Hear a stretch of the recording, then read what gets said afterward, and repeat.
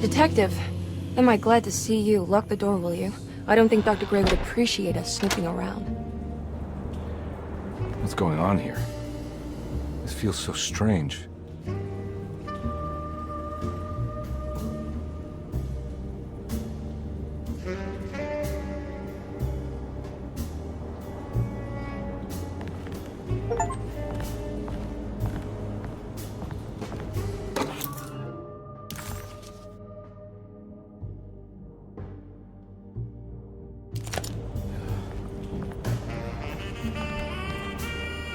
Have you found anything? What? Yeah, I've seen some things. Okay. Let me know if there is anything you want to talk about.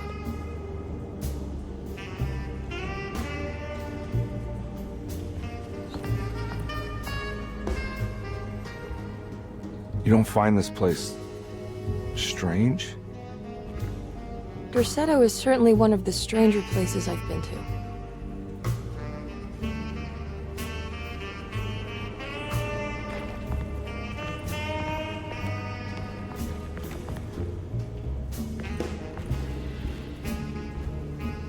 This room feels too real.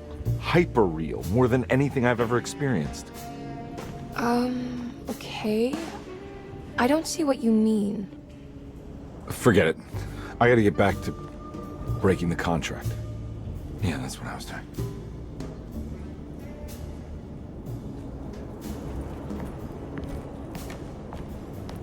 There's a book missing.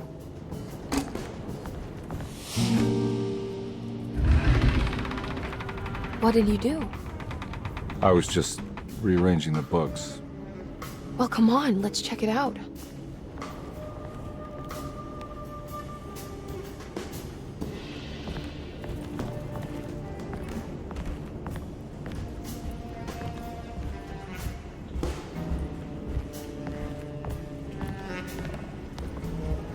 I think I'm beginning to understand.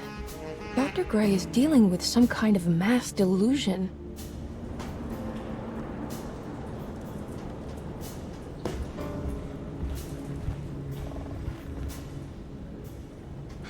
What were you saying about mass delusion? Derceto seems to have a deranging effect on people living close by. It has a history of creating cults devoted to some nature goddess. Even the name Derceto refers to the cult existing here before the Civil War. Derceto was the name of an ancient fertility goddess worshipped in Syria. Dr. Gray and his friends, however, seem to prefer the black goat of the woods with 1,000 young, or Shub-Nigroth. And that name can only have come from my uncle's twisted mind.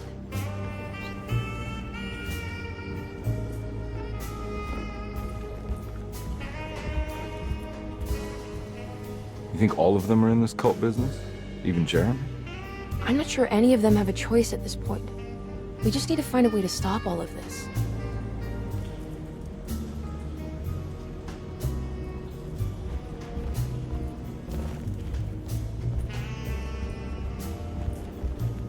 I've been so busy trying to free your uncle from the promise he made to the Dark Man. I guess I kind of just let everything else go. Don't worry, Detective. I feel like we're close. I'm sure Jeremy will turn up. If he is part of the cult, he wouldn't want to miss the Feast of St. John. I just need enough information to make him see the truth. I hope you're right, but I doubt he'll show up. Not as long as the Dark Man's got him hiding.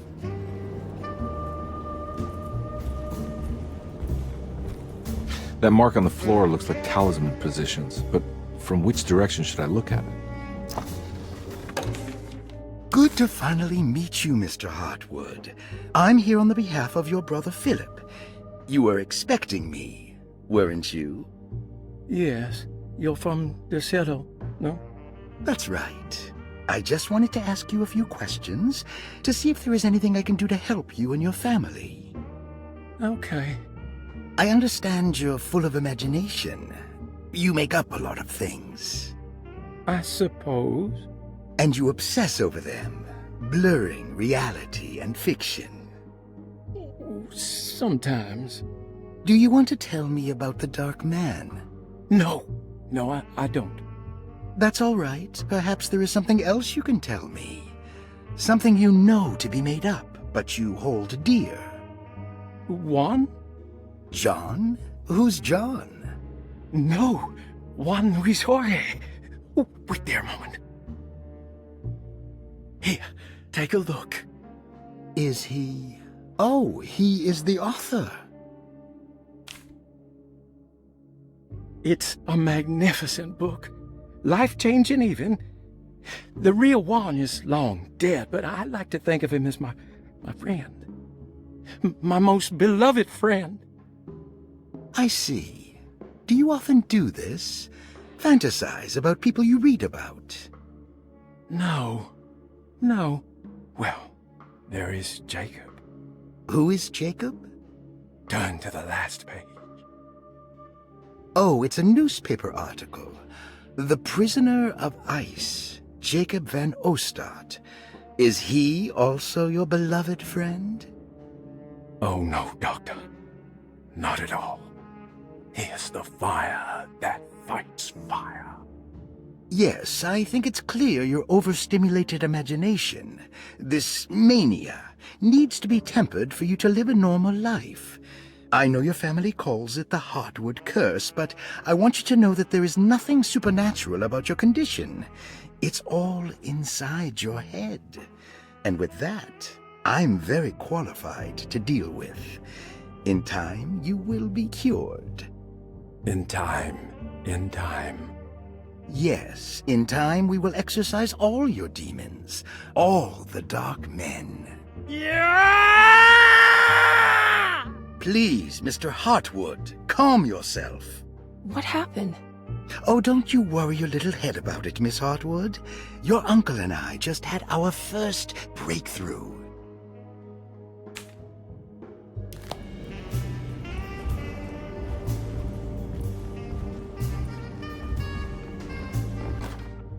The Snake Dagger, a monograph by Yael Klein.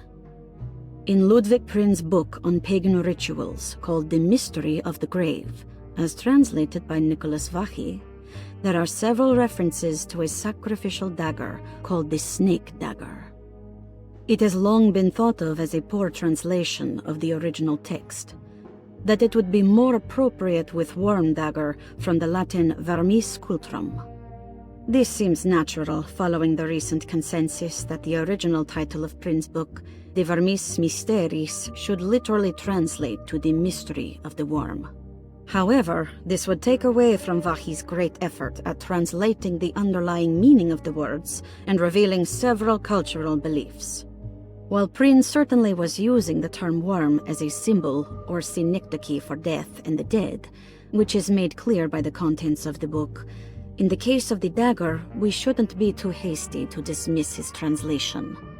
Reading through Vachy's correspondence with his patron, it appears that he had more than just the Latin text at his disposal. Vachy had dug up Prin's living relatives and uncovered several cross-referenced historical texts and an actual snake dagger. The dagger was dated to the early Middle Kingdom of Egypt and had such a clear shape of a wave that Vachy considered calling it the sinusoidal blade. Knowing the full story, it seems prudent that he chose to translate it as snake and not worm. There are several reasons why this choice of word helps us understand the pagans that Prin's book attempts to describe. The symbolic value of the shape becomes more apparent when reading about the use for the dagger. In the passage of possession and exorcism, we find the snake dagger poisons the poisoner within the victim and is therefore pacified. Where the literal text would tell us that the worm dagger trumps the demon possessing the victim, it tells us nothing of their reasoning, only that somehow this dagger wins against the demon, like it had the better hand in poker. Vachy's translation allows us to follow the underlying logic to the ritual magic that is being performed. Poison the poisoner sounds like fighting fire with fire. That to hurt the demon possessing its victim, the priests would have to fight back with a power that is known to the evil they are fighting. The snake dagger is therefore not only a good way to describe its form, but it also helps us understand how it could be thought of as a useful tool for exorcism. Finally, it also helps us understand their relationship to lunacy. That it was thought of as something poisoning the mind rather than controlling it. What is also interesting to note is that the possessed are always considered poisoned in their head and not their heart. The snake dagger always went to the eye of the possessed, leaving them partially blind, if they had the good luck to survive.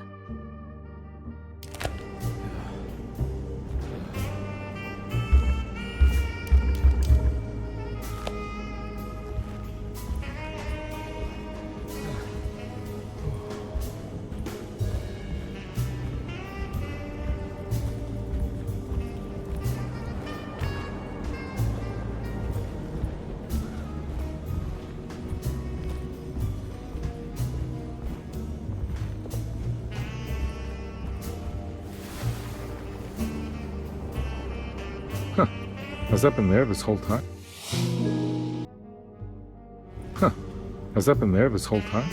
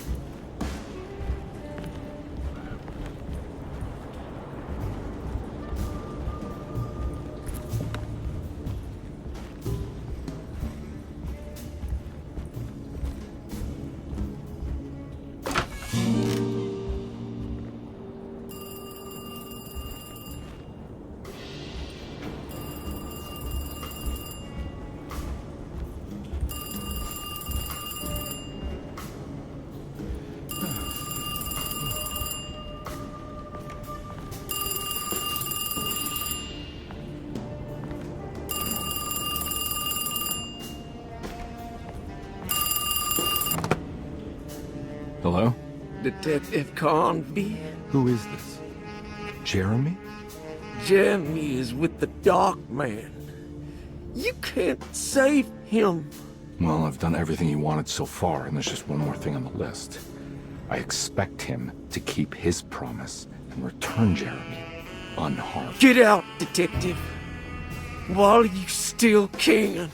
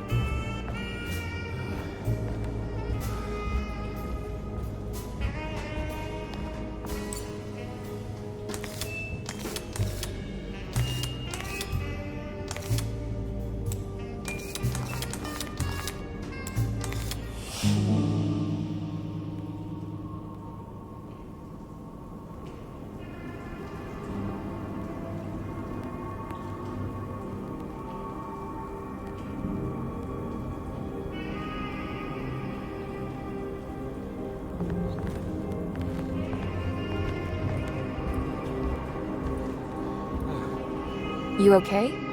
You look a little frazzled. Just stupid telephone. I know. I tried calling the police earlier. The telephone is completely dead. It's not... Yeah, no, the telephone isn't working.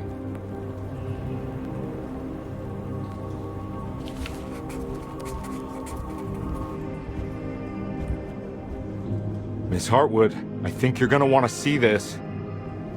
Is there something in the closet? Yeah, there is. You don't see the very obvious gate leading to whatever Jeremy's madness is serving up next? I don't understand. Are you making some kind of fashion metaphor? I'm sorry, I don't have time for this. Can you just tell me what you're doing? You don't see this! It's fine. It's fine. Catch you later. Are you going inside the closet? Yeah. You got a problem with that? No. Do what you think is right, Detective. Sorry, I didn't mean to. Goodbye, Miss Hartwood.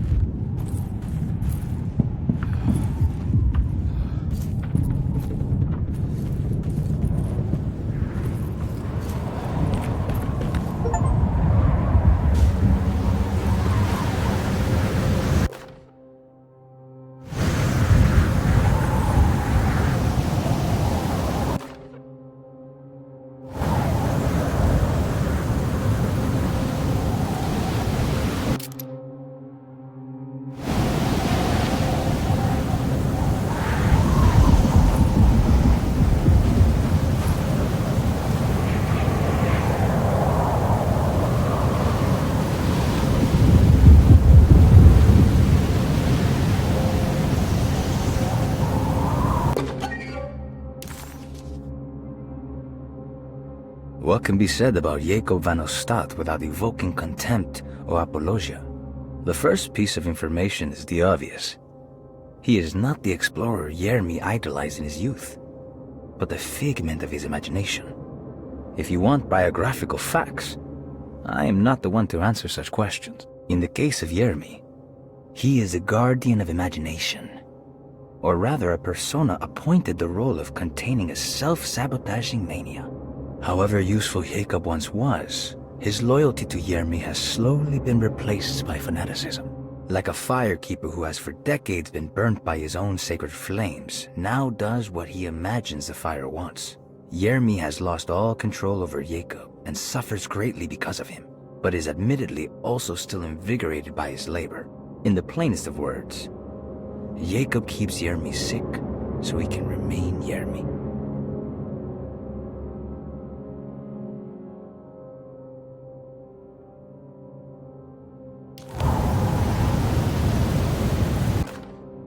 We found the ancient stellarium perched on a cliff facing the Arctic Ocean after a day of sailing due north of the Eskimo encampment. Jacob van Ostad was our most keen member of the expedition. He had been chasing down the source of a peculiar type of crystallized metal present in several sacred items among the natives on the northeast coast of Greenland. The site was a remarkable find for any explorer, and we were all enraptured in our search for enlightenment and meaning. The surviving architecture seemed almost unearthly in origin and astonishingly sophisticated. The metal Jacob was searching for was abundant, almost ubiquitous. We were so taken by our find that we were surprised by the sun falling below the horizon. As we quickly picked up our gear, ready to head back to our camp, Jacob van Ostad declared that he wanted to stay. He was adamant.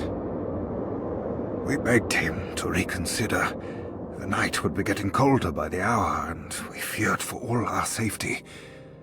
Jacob refused, threatening us with violence if we wouldn't leave him alone. As the snowfall turned heavier, we left him there on his own.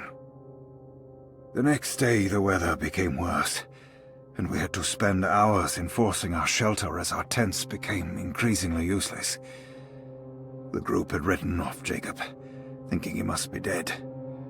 I had an urge to make one final attempt to save him, so I headed out as darkness fell with a handful of flares and headed toward the coast and up the climb, towards the stellarium. That's when I saw him, transfixed by a burning sky, that celestial lantern. Jacob keeled over and let out a painful shriek that struck me with such fear and pity. He was crying in agony, for the cold weather had ravaged his flesh. I called out to him, and he turned to face me. His vacant stare held me in place like a needle through a butterfly, and he said, "You must leave now, Ashton. Go, and never come back." And so I left.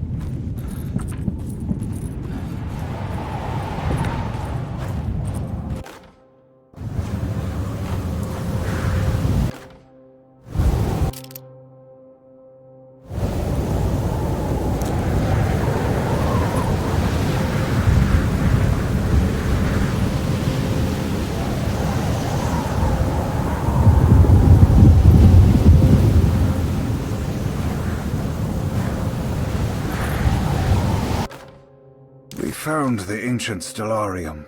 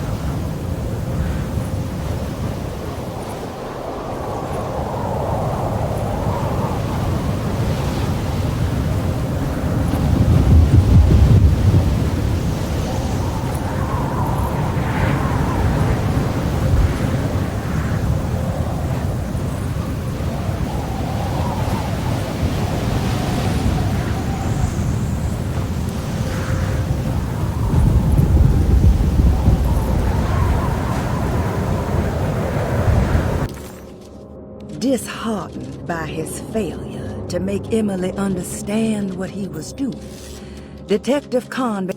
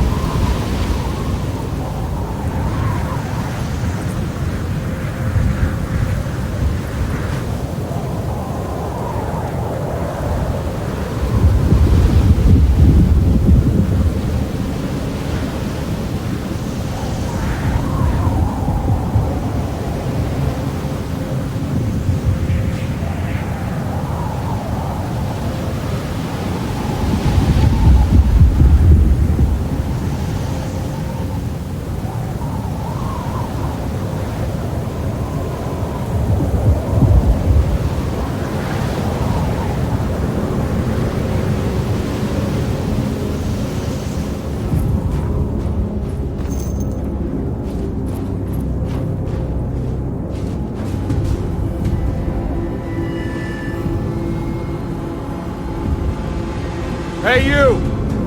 What are you doing here? What is this place? Turn back, detective. You're not wanted here. Whoa, take it easy. I'm not your enemy. Oh, you're wrong, detective. You're wrong!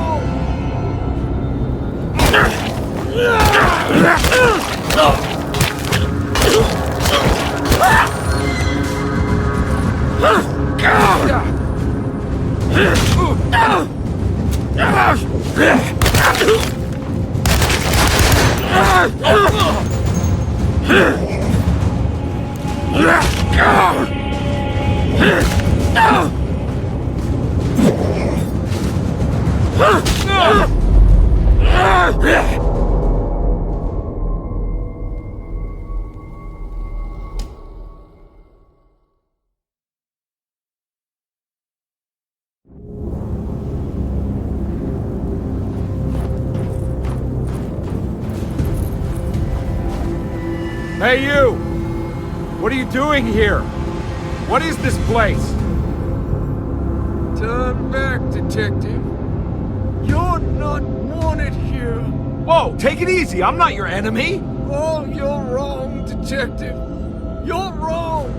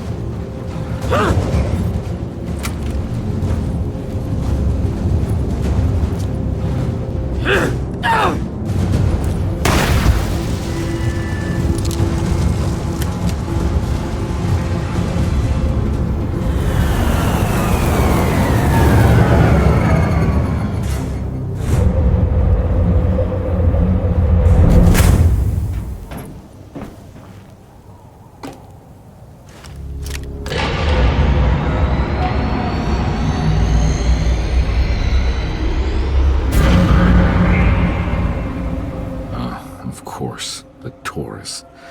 I figured you wouldn't want your stars aligned, Jeremy, or maybe that is what you need to temper that mania of yours.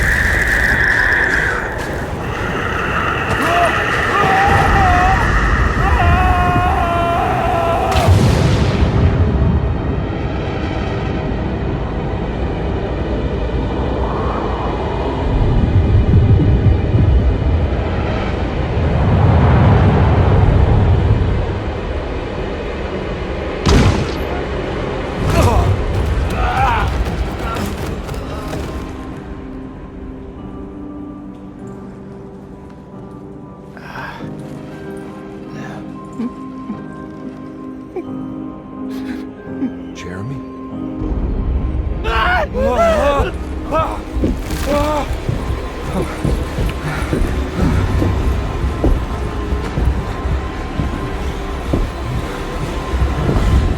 did everything! Aren't you happy? Stupid charlatan! What more do you want from me? You want me to lose my mind? Oh, my lord! Doctor! Baptiste! Quick! Jesus. What were you thinking, compadre?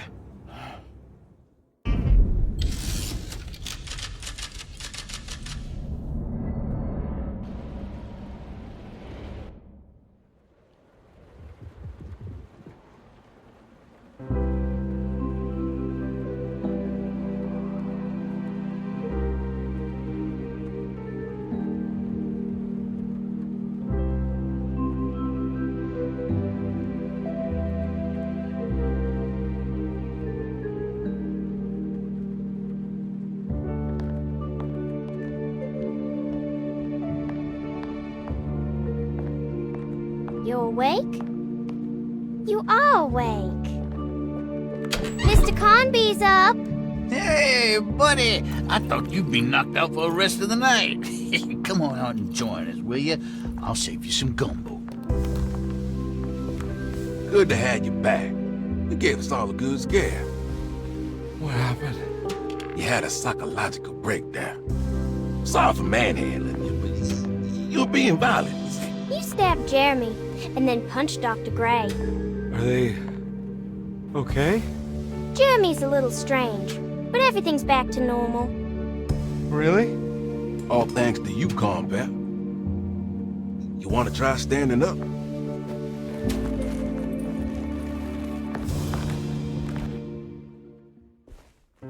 Well, if it isn't the hero of the day. How are you feeling, Detective? Never better. How about you two?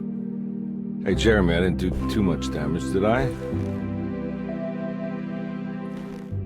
Things are fine. Very quiet. What's up with him? Painkillers? No. You see, despite you having the finesse of a one-eyed butcher, you managed to lobotomize dear Jeremy. I did what? It's actually quite impressive. It's not like I hadn't considered it myself. I just wish Jeremy could have been helped without reducing his personality to that of an oyster.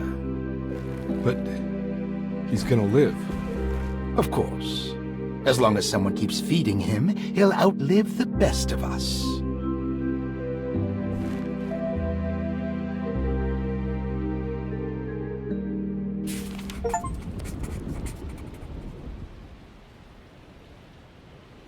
Does Emily know about Jeremy's condition? Yes. She seems to be handling it quite well under the circumstances.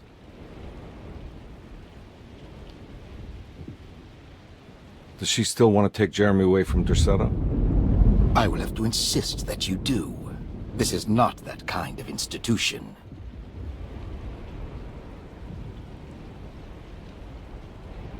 Jeremy, hang on for a little longer, okay? We'll be going back to New Orleans soon. Oh, good. I do so miss the city lights.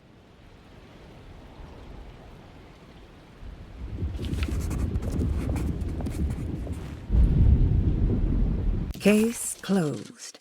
Detective Conby had found...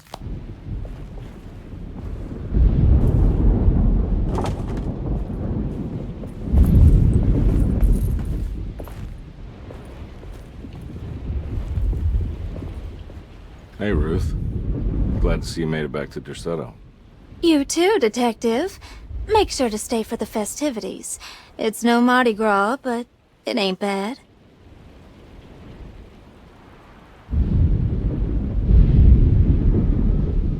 You seen Emily around? I saw her packing some things into that old jalopy you arrived in about an hour ago. I'm sure she hasn't given up on you yet.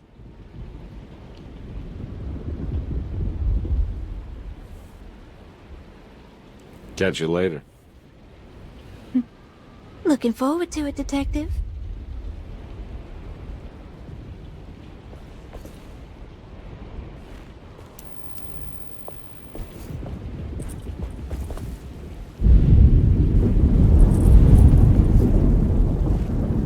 Good to see you back on your feet, Detective. Have some gumbo. Thanks. I'll save it for later.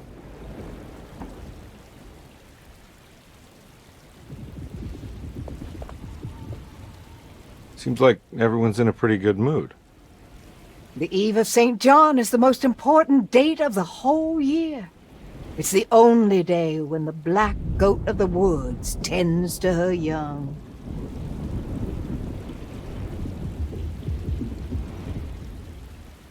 I'm gonna go look for Emily. Don't worry about her. She wouldn't leave without you, would she?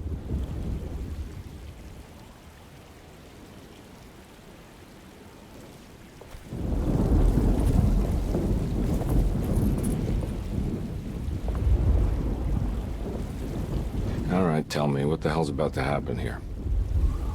Every year we have a little turn-the-page ceremony by the tree. It's symbolical.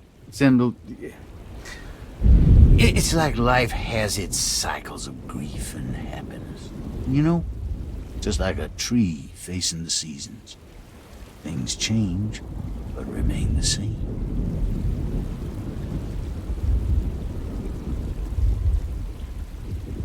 So this is basically New Year's Eve, but with a tree metaphor. Exactly. You're so smart. It's about starting again. I mean, who could use a positive message like that more than a bunch of lunatics like us?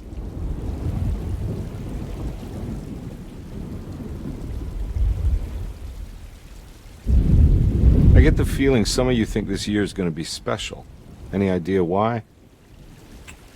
Well, we got some new words, thanks to your buddy Jeremy, and some other changes to the program. Let's just say we're all in this year.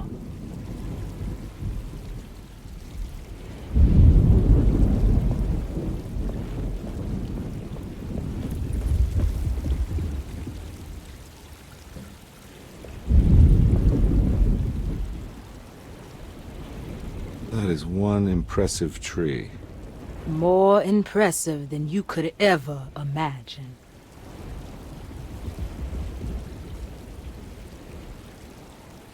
So how does this all work? You dance around chanting? For the ritual, I mean? Stay and find out, Detective. It might just do you good.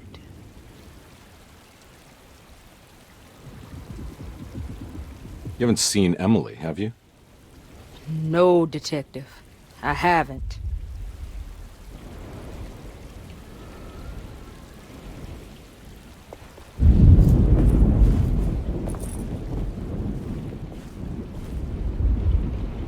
Hey, kid. What are you up to? Preparing for the ceremony. I don't want to disappoint Mother.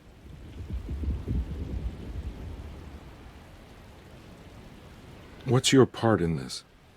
I'm the Cabernet Corn. It's very important. Only I can settle our debt.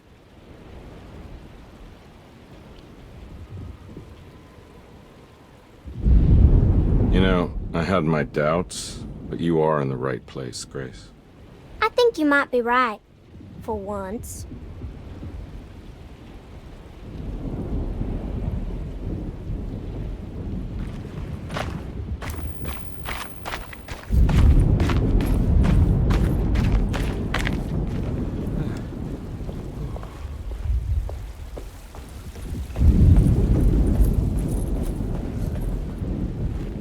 What are you looking for?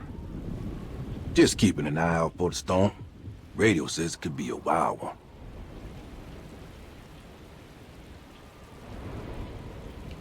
You don't know where Emily is, do you? She's packing some of Jeremy's things. Said she wanted to take them away. I'm sure she'll come and get you when she's ready.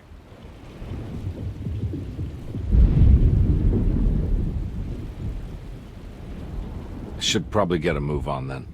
See you around, compare.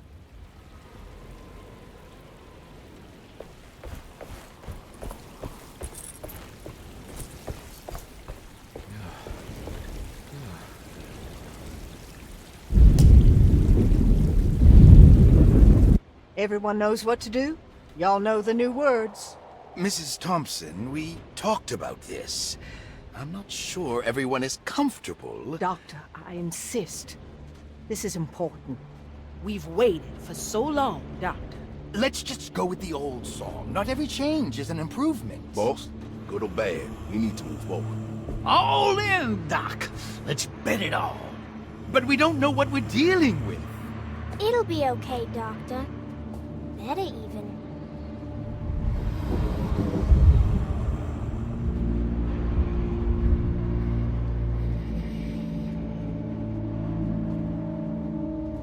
Hell, there are praises in abundance to the black goat of the woods.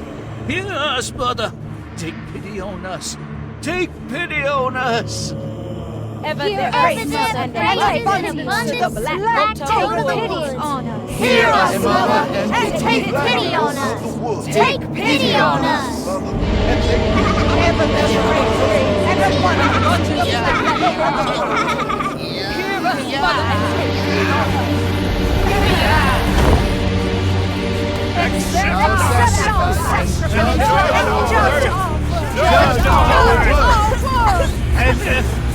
Stop!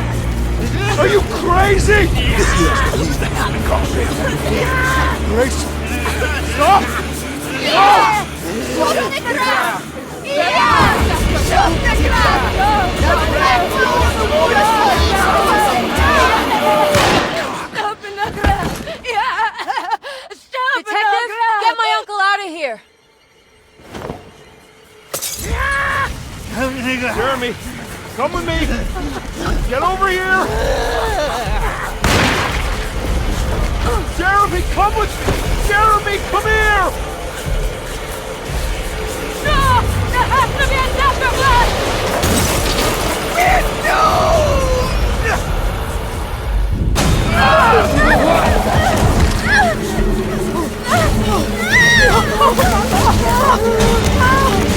Jeremy!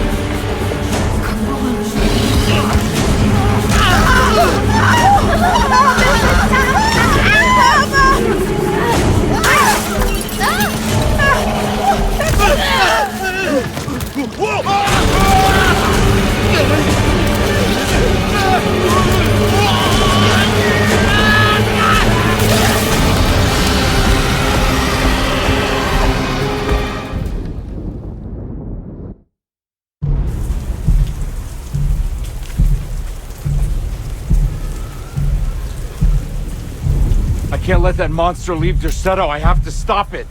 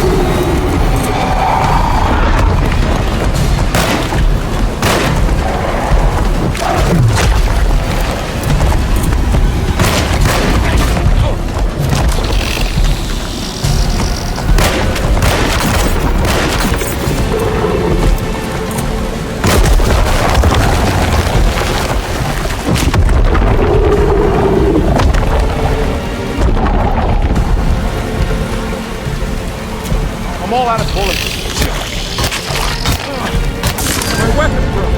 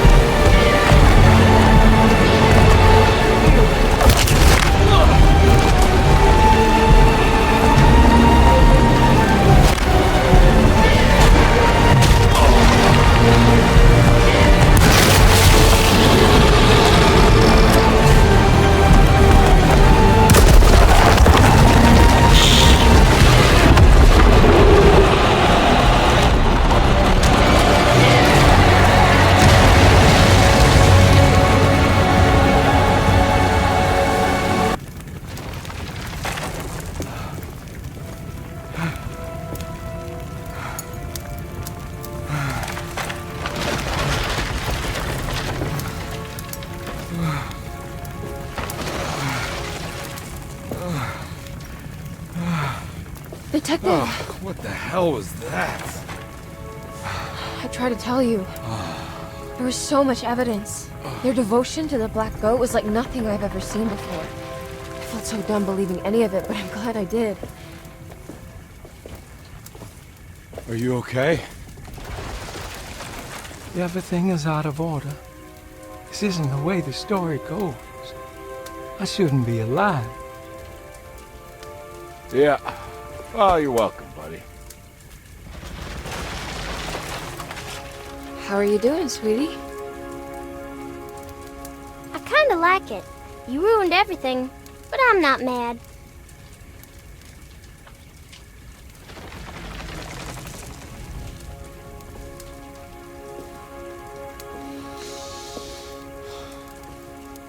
All right, you ready to head back to New Orleans? Come on, Jeremy. We're leaving. Can I come? I thought you said you didn't need saving. Don't leave her. She's important. Of course we're taking her with us.